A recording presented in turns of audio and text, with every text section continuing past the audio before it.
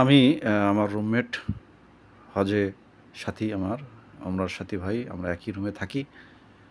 আজকে 24/11/2024 আমরা জিয়ারতের উদ্দেশ্যে সকাল 7টায় বের হয়েছিলাম।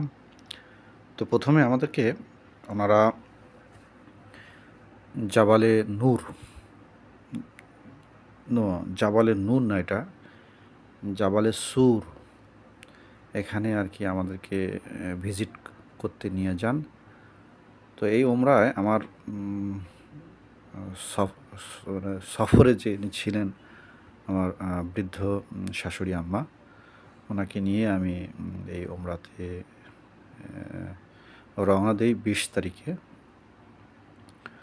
তো শাশুড়ি আম্মাকে নিয়ে আস্তে আস্তে হেঁটে হেঁটে আমরা জাবালে সুরের দিকে যাচ্ছি। আসলে এটা একটা হিস্টোরিক্যাল প্লেস জাবালে সুর।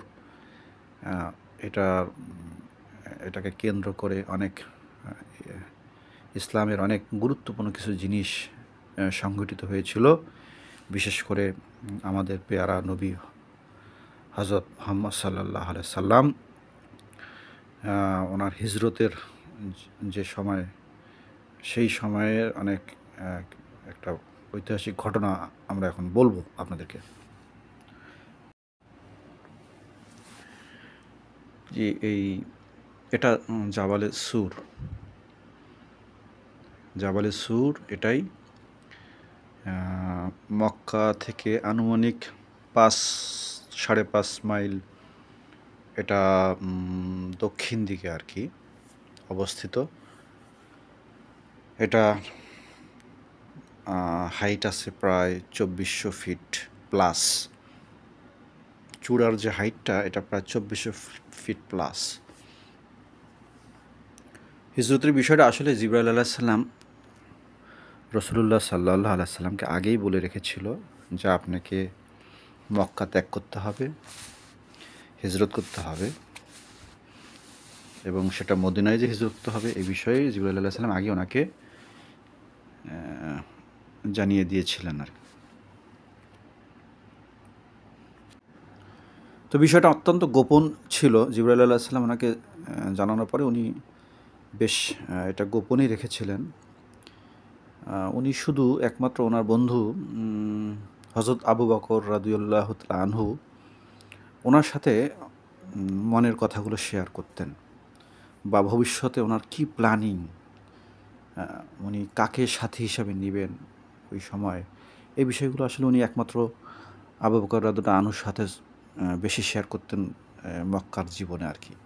কারণ ওই সময় আসলে যে অবস্থা, মানে কাফেরদের যে অত্যাচার, ওই সময় সবচেয়ে ওনার ঘনিষ্ঠ মানে বেশি ছিল বন্ধু হিসাবে আবু বকর রাদিয়াল্লাহু আনহুই।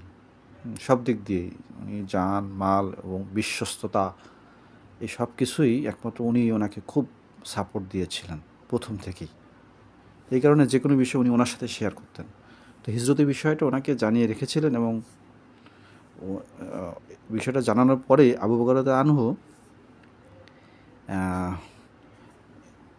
নিজে থেকে আর কি দুটো মানে উট কিনে আগে রেখেছিলেন, যে যেদিন হিজরত করবেন ওই উট নিয়ে ওনারা এখান থেকে বের হয়ে যাবেন কোনো এক্সট্রা সময়। আর হিজরত বিষয়টা যেহেতু এটা কমন কোনো রাস্তায় যাওয়া যাবে না, কারণ ওই সময় এমন একটা অবস্থা হবে যে তাদেরকে মানে প্রাণ নাশের হুমকি, এমন একটা অবস্থা হবে, সেই অবস্থায় হয়তোবা তাদেরকে অন্য কোনো পথ অবলম্বন করতে হবে মদিনায় যেতে। কারণ কাফেররা ওই সময় জানতো যে রাসূল সাল্লাল্লাহু আলাইহি সাল্লাম যা করতেছে, এখন যে কোনো সময় উনি হয়তোবা আমাদের এলাকা ত্যাগ করতে পারে এবং মদিনাতে উনি ত্যাগ করবে। এটা কাফেররা অনেকটা জেনে গিয়েছে, কারণ রাসূল সাল্লাল্লাহু আলাইহি সাল্লাম আগে থেকেই সাহাবীদেরকে বলে রাখছে যে তোমরা আস্তে আস্তে আস্তে আস্তে আস্তে আস্তে মদিনার দিকে যাও। তো সেই হিসেবে বিশেষ বিশেষ সাহাবী, বিশেষ করে রাসূল সাল্লাল্লাহু আলাইহি ওয়াসাল্লামের চাচা হামজা রাদিয়াল্লাহু তাআলা আনহু, এরপরে ওমর ফারুক রাদিয়াল্লাহু আনহু, আরও অনেকেই ওনাদেরকে আগেই মক্কা ছাড়ার পরামর্শ দিয়েছিলেন রাসূল সাল্লাল্লাহু আলাইহি ওয়াসাল্লাম। তো সেই হিসেবে বিভিন্ন ধাপে ধাপে যখন ওনারা মক্কা ছাড়তেছিলেন, তখন মক্কার অনেকটা ফাঁকা নগরীর অবস্থা যখন সৃষ্টি হয়, আর মানুষ যদি না থাকে মক্কায়, তাহলে ব্যবসা বাণিজ্য, বিভিন্ন কাজ কর্ম বা গুরুত্বপূর্ণ বিষয়গুলো কীভাবে সামলাবে, অ্যাডমিনিস্ট্রেশন, মক্কার হাজিরা আসবে, এইসব বিষয়ে মানে কাফেররা আরও বেশি চেতে গিয়েছিল রাসূল সাল্লাল্লাহু আলাইহি ওয়াসাল্লাম পরে, যে ওনার কারণে মানে গুরুত্বপূর্ণ বুদ্ধিমান লোকগুলো এখান থেকে চলে যাচ্ছে, মক্কা ফাঁকা হয়ে যাচ্ছে। তো এইসব কিছু চিন্তা করে ওনারা বললো যে আর নয়, এখন আমাদেরকে কিছু একটা করতে হবে। তো সেই হিসেবে ওনার একটা বিভিন্ন পর্যায়ে পরামর্শক্রমে সিদ্ধান্ত উপনীত হয় কাফেররা। আবু জেহেল সর্দার ছিলেন সেই সময়, যে রাসূল সাল্লাল্লাহু আলাইহি ওয়াসাল্লামকে তারা মারবেন। হ্যাঁ, রাসূল সাল্লাল্লাহু আলাইহি ওয়াসাল্লাম মারবেন। কীভাবে মারবেন? কারণ উনি একজন সম্ভ্রান্ত গোত্রের লোক ছিলেন, হাশেম গোত্র, খুব বড় গোত্র।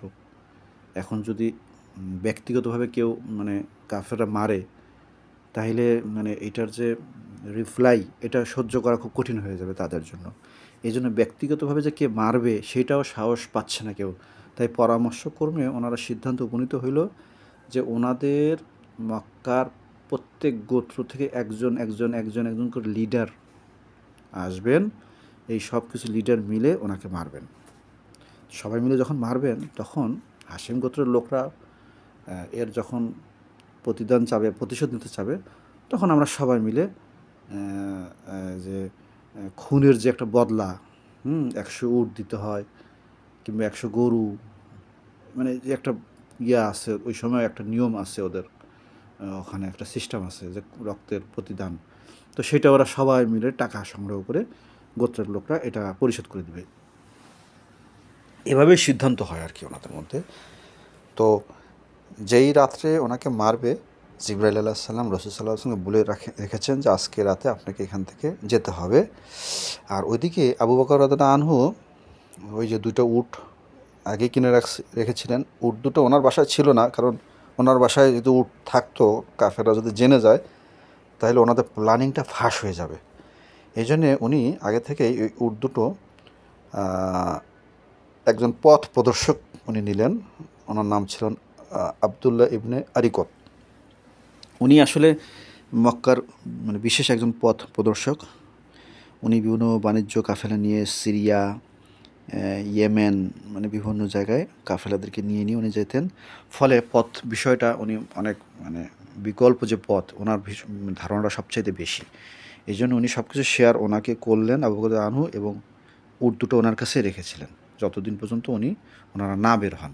তা আবদুল্লাহ ইবনে আরিকত উনি হয়তোবা মুশরিক ছিলেন, কিন্তু মুশরিক থাকলেও উনি ছিলেন একজন আমানতদার লোক ছিলেন। অর্থাৎ উনি গোপন কোনো বিষয়, তথ্য কাউকে উনি শেয়ার করতেন না। ফলে উটগুলো ওনার কাছে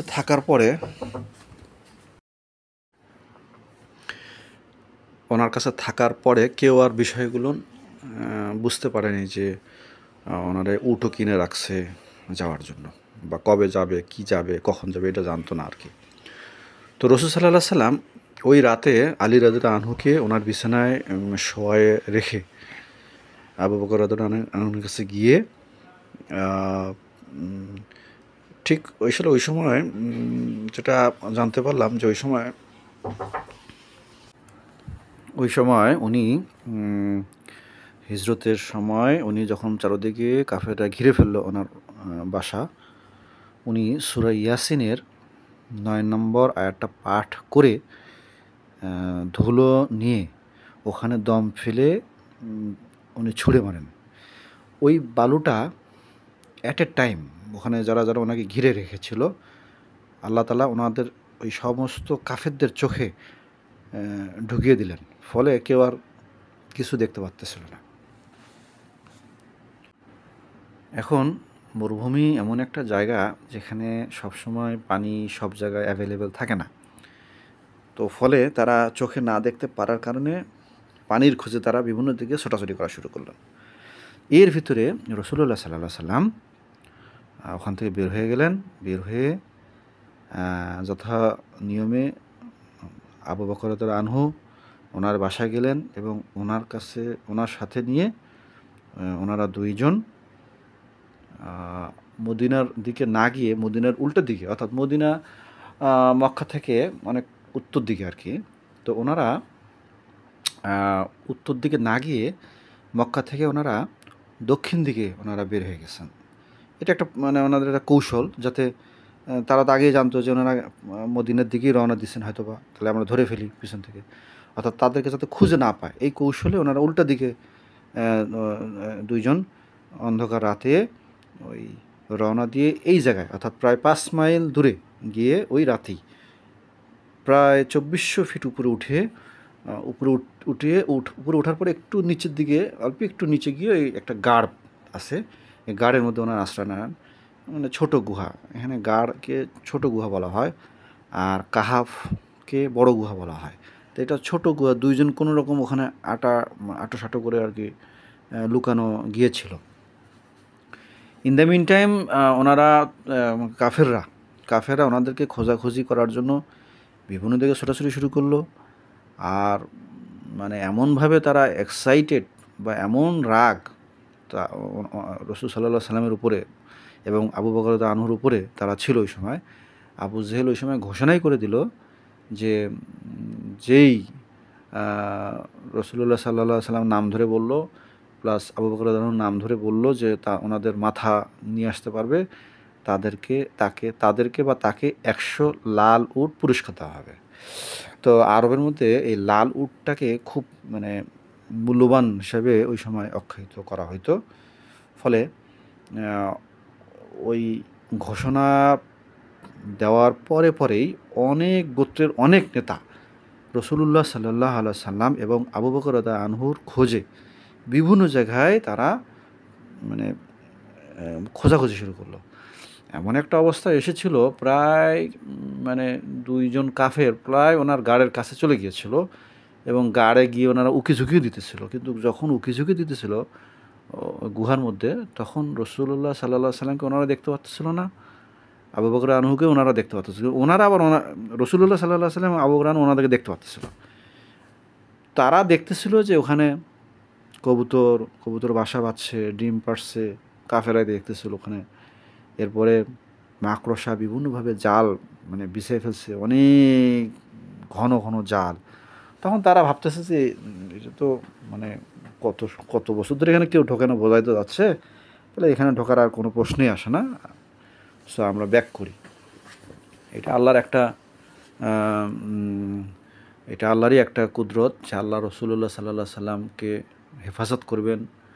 হ্যাঁ, ওনার রসুল্লাহ সাল্লাম বন্ধু আবু বকর আনহু, ওনাকেই আল্লাহ হেফাজত করবেন, ইসলামকে সুপ্রতিষ্ঠিত করবেন। এসব কিছু মিলেই আল্লাহ তাআলা ওয়াদা যে উনি দিন প্রচার শেষ না হওয়া পর্যন্ত ওনাকে কেউ কোনোভাবেই ওনাকে মারতে পারবে না, আল্লাহ হেফাজত করবেন, সে যেই হোক।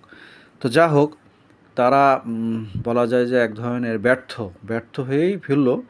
তো এর ভিতরে ওনারা ওখানে 3 দিন ছিল আর কি গুহার মধ্যেই। তো 3 দিনে খানা দানা বিষয়ে এখানে একটা ব্যাপার ছিল। এখানে আবু বকর আনহুর গোলাম এবং আবু বকর আনহুর ছেলে, ওনার নাম ছিল আবদুল্লাহ ইবনে আবু বকর। এনারা বিভিন্ন সময় শিফটিং ডিউটি করে মানে ছাগল চড়ার একটা অভিনয় করে ওই গাড়ির নিচে ছাগল নিয়ে যেত, রাখালের মতন ভান করে ছাগলকে খাওয়াইতো। ওর ভিতরে মানে কোনো একটা সময় বা গভীর রাত্রে বা কোনো একটা বিষয়ে করে মানে মানে উদাহরণ ব্যস্ততা করে ওনার গাড়ে গিয়ে বা গুহায় গিয়ে খাবার দিয়ে আসতো। হ্যাঁ, ওনারা অল্টারনেটিভভাবে দায়িত্ব পালন করতো। আর 3 দিন পরে আবদুল্লাহ ইবনে আরিকতকে এনাদেরকে দিয়ে নক করাইলো এবং আবদুল্লাহ ইবনে আরিকত ওইভাবে হাজির হয়ে রসুল্লাহ সাল্লাল্লাহু সাল্লামকে নিলেন হচ্ছে উট, এবং ওনার সাথে ছিলেন আবু বকর আনহু, আর একটা উঠে ছিল আবদুল্লাহ ইবনে আরিকত আর আবু বকর আনহুর গোলাম। এই 2টা উট এইভাবে ওনারা লোহিত সাগর দিয়ে লোহিত সাগর ঘেঁষে মদিনার দিকে রওনা দেন। লোহিত সাগরটা উল্টা দিক দিয়ে প্রায় 250 কিলোমিটার বেশি আর কি পথ অতিক্রম করতে হয়, অর্থাৎ মক্কা টু মদিনা প্রায় 400 কিলোমিটার, তাহলে আরও 250 কিলোমিটার বেশি ওনাদের পথ পাড়ি দিতে হয়েছিল আর কি। এভাবেই ওনারা মক্কা থেকে মদিনার হিজরত করেন। আসলে অত্যন্ত কষ্টের একটা মুহূর্ত ছিল ওই সময় রাসূলুল্লাহ সাল্লাল্লাহু আলাইহি ওয়াসাল্লামের জন্য। কারণ এই মাতৃভূমি এটা ওনার ওনার বাপ-দাদার জায়গা।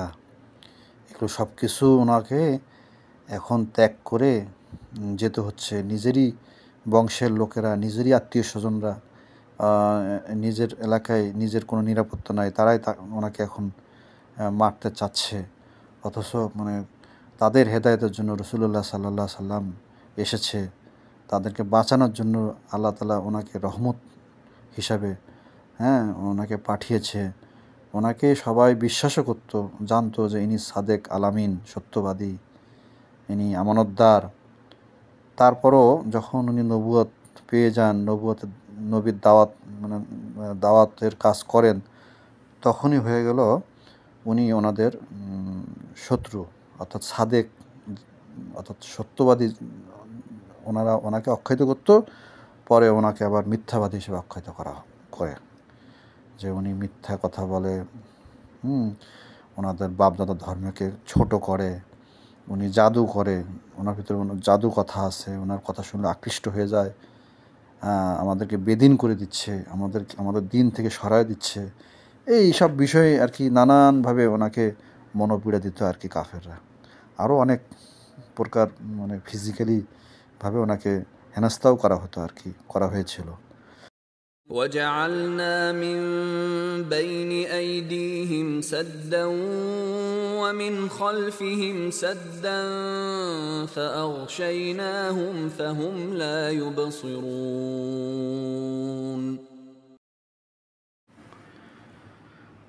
বন্ধুরা, আমাদের ডাকতেছে আর কি আমাদের মুআল্লিম সাহেব। আমরা এখন অন্য আর একটা জায়গায় জিয়ারতের জন্য নিয়ে যাবে। তো আজকে এ পর্যন্ত এখানেই এটা শেষ করতেছি, এই জিয়ারতটা অর্থাৎ জাবালে সুরের। আল্লাহ হাফেজ, ভালো থাকবেন। আসসালামু আলাইকুম।